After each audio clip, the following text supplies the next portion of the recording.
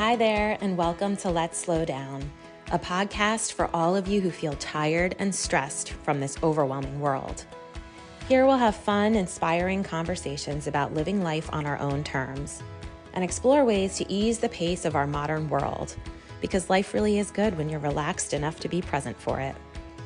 I'm your host, Annemarie Stolting, and I welcome you to this space where I hope to inspire you to slow down, because life is too short to let it go by in a blur. So take a deep breath, relax, and enjoy the show. Hi, everyone, and welcome back to another episode of the Let's Slow Down podcast. Happy September, back to school month. Wow. I can't believe that we made it through another summer. It went fast, didn't it? I hope that you were able to really change gears and enjoy some slow and relaxing, unhurried time during the last few months. And I hope that that's helping you welcome the fall with a renewed sense of purpose, restored energy, and just excitement for everything that comes with this next season. If you have children, I hope that back to school has been going well without too many kinks and that you're all getting back into the swing of things over there. Things are going well in my house. We are welcoming the routine and the schedule again, while cautiously trying not to get in over our heads with this fall busy season, as it does tend to be a crazy one for my family, with obviously everything that comes with back to school, but also all of the sports and activities that come with it. So definitely trying to keep that in check in the coming months. Today, I'm thrilled to announce the arrival of my first book. Guys, it's finally here. Let's Slow Down, the book. It's The Art of Simple, Intentional Living. And it has been a true passion project for me that I've been working on for, honestly, a couple of years now. It's been a labor of love, and I've put so much of myself, my heart, my time, my energy into it. And I hope that you enjoy it and get something out of it. As exciting as it is, it's also quite terrifying to publish a book. It's definitely been a roller coaster of emotions over the past few weeks, but I am really proud of it and I'm excited to share it with the world. So I hope that you'll check it out. And today I'm going to talk about the book, why I wrote it, what it's about, and who it's for. I do want to start with a brief apology. I missed last week's episode, and honestly, it was something that was kind of unavoidable. I caught a crazy sinus infection. I haven't been that sick in like years. I basically had no voice. And so it left me with no choice but to skip recording the episode. You wouldn't have understood a word of it. And I really did need to take the time that I needed to rest and recover. And that's actually a real-time application from my book. I talk all about the importance of rest and recovery in part 2.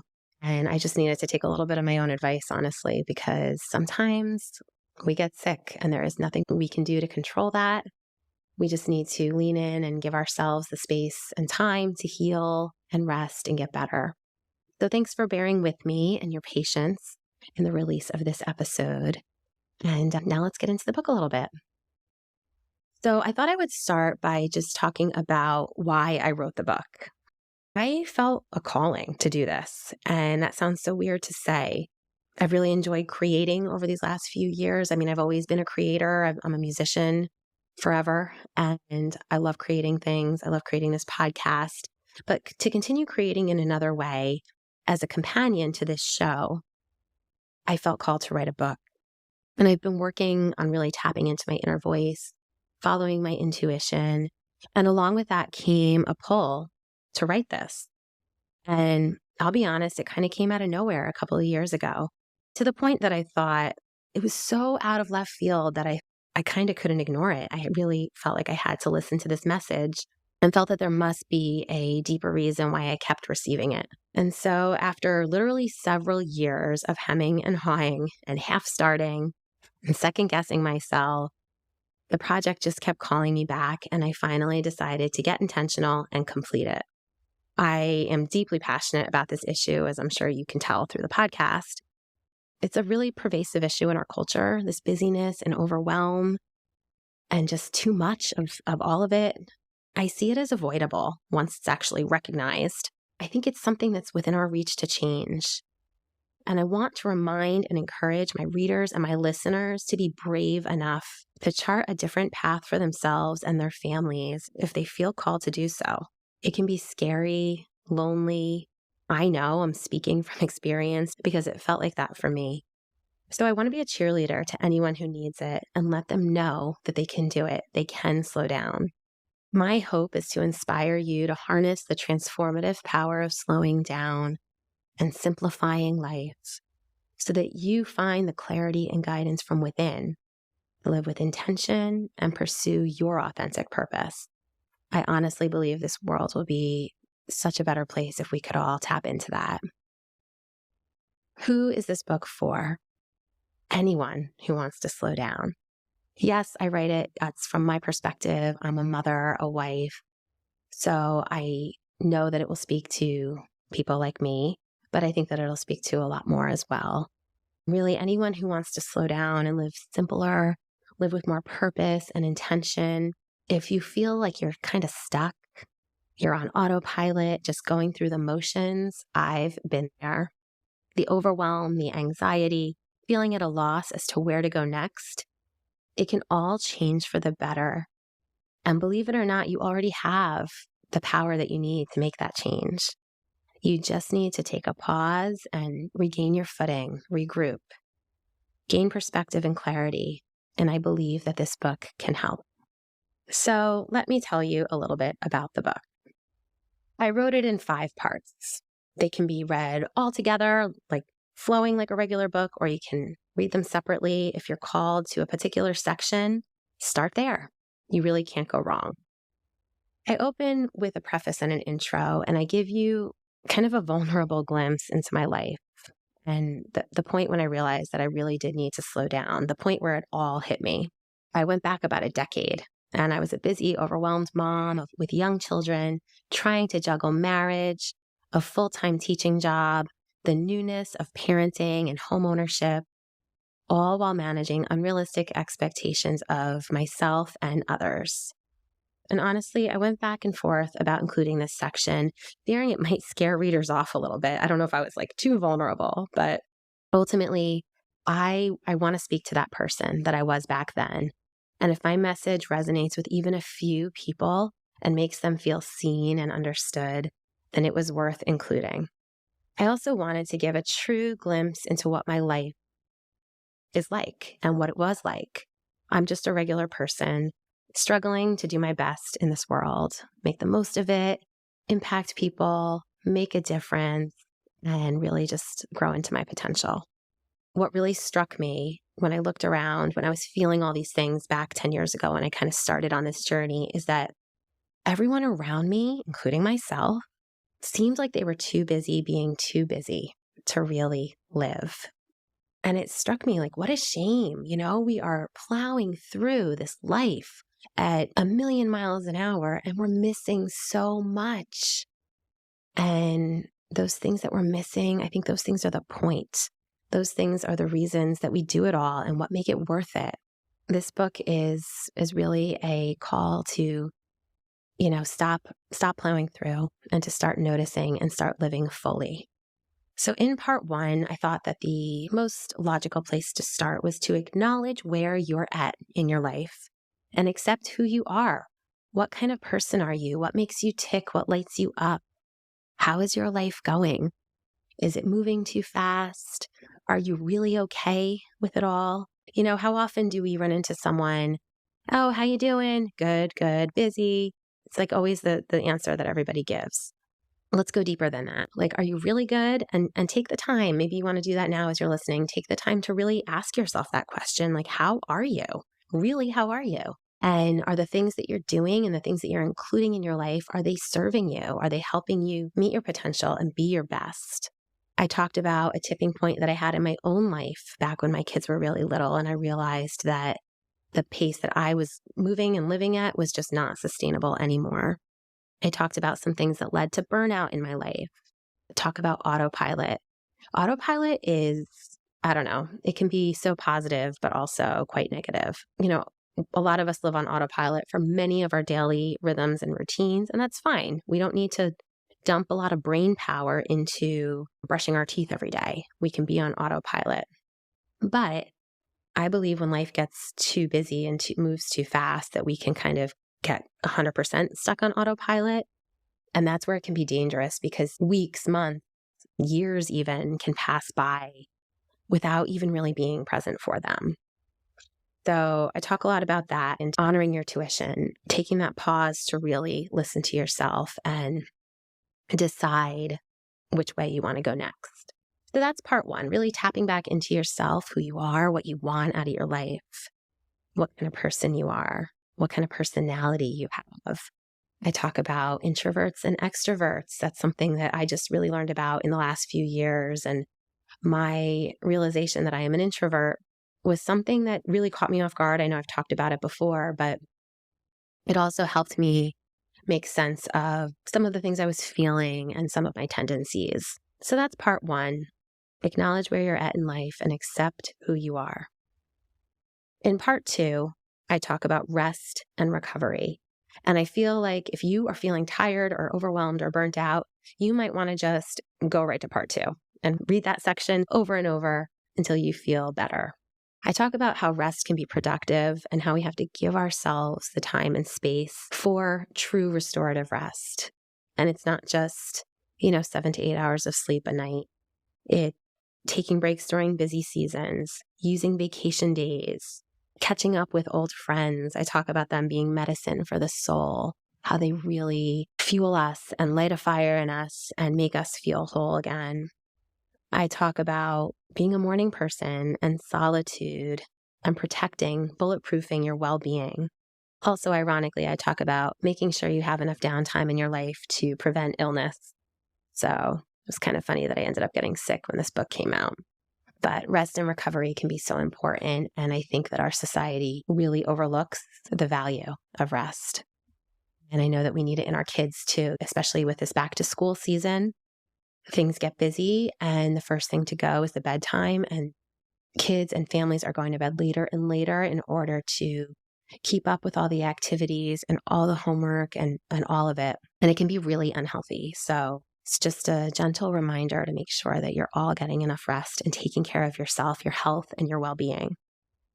In part 3 of my book, I talk about what matters most. We identify values and how to use your values as your compass. Let them really guide you and lead you in the direction that you truly want to be on, your intentional life. And I talk about how, with our kids, and when we were kids, we always say, you can do anything, dream big, you can be whatever you want. And as we get older and start adulting, we have a lot of limiting beliefs and we put ourselves in a box and we don't give ourselves enough credit for so many things. And I remind the reader that we can do anything, but we can't do everything. So using your values, creating a vision for your life that means something to you, that includes the things that matter most, can really help to clarify so much and make decision-making easier and simpler, and can really help you tap more into your authentic, true self.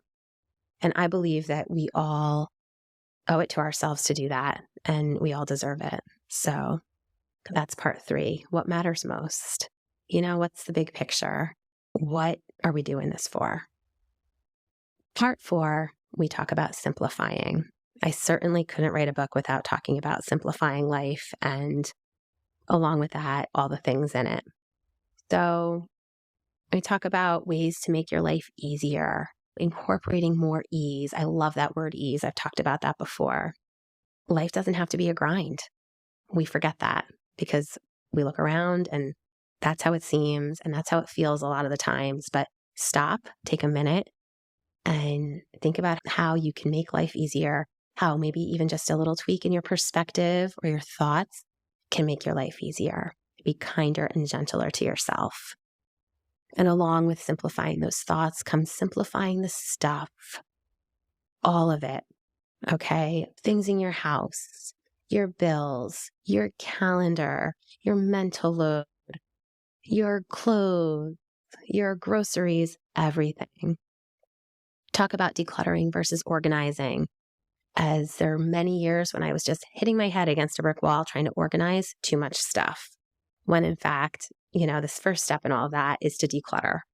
So I get into decluttering. It's not really a how-to manual for how to declutter, but I just talk about how I've incorporated it in my life and with my kids, my family, and how it's made my life so much easier, and how our house runs smoother, our family runs smoother, our calendar is more manageable as a result. And lastly, part 5 talks about redefining life on your own terms.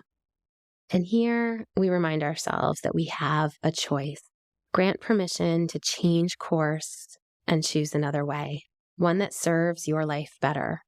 Let go of unrealistic expectations and release the pressure to meet unattainable standards. Embracing this fresh perspective enables us to approach challenges with curiosity, openness, and optimism, leading to greater fulfillment and success. Make decisions to support and nourish a life that moves at your own desired pace and is full of possibility and promise. I love this section. It's a culmination of so many things I've learned from my guests and through this podcast and through my own life experiences.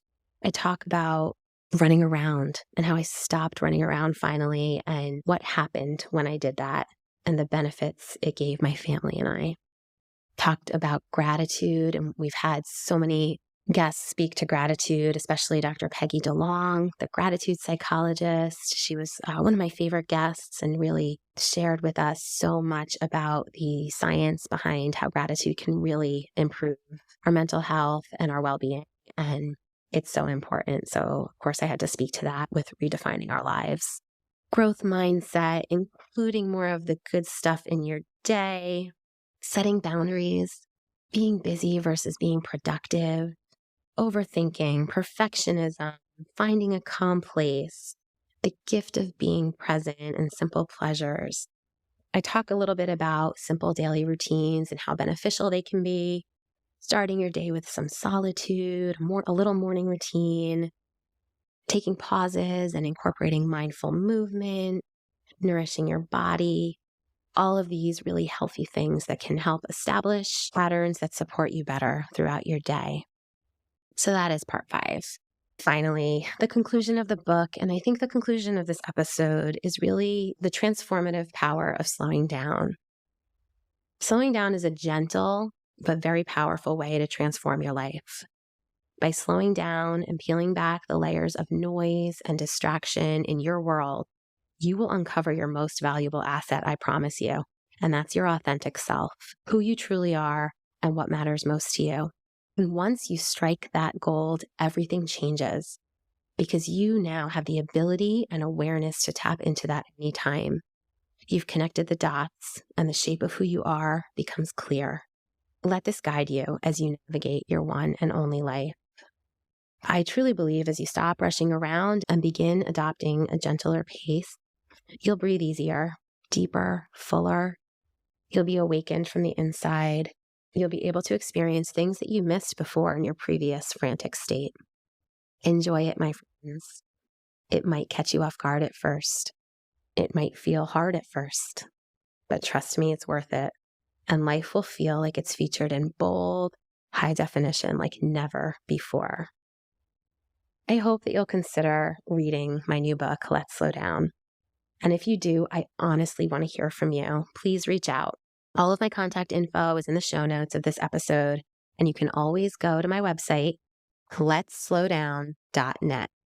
I should add that if you want to hop over to my website and sign up, I am going to be starting a seasonal type newsletter. I will not inundate you with emails. I don't even know how to do that. Trust me. But just some messages about what's going on at Let's Slow Down each month and ways that you can incorporate more simplicity and ease into your world. So you can check that out. But please let me know what resonated in the book and if any of it helped you. And let's get this message out there. I'd be so honored if you took the time to leave an honest book review on Amazon. And if you haven't yet subscribed and rated the podcast, please do. Your reader and listener voice truly makes a difference, and I appreciate your partnership on this journey to slow down. Thank you for listening today. I'll be back next week with the incredible Amy Kemp as we talk about our thought habit. It's an incredible interview. I can't wait to share it with you. You won't want to miss it. I'll see you then. I hope you've enjoyed our journey together. Please take a moment to rate and review the show. It really helps us grow and reach others looking to slow down too. Wishing you simplicity and ease in your world, and I'll see you back here next week.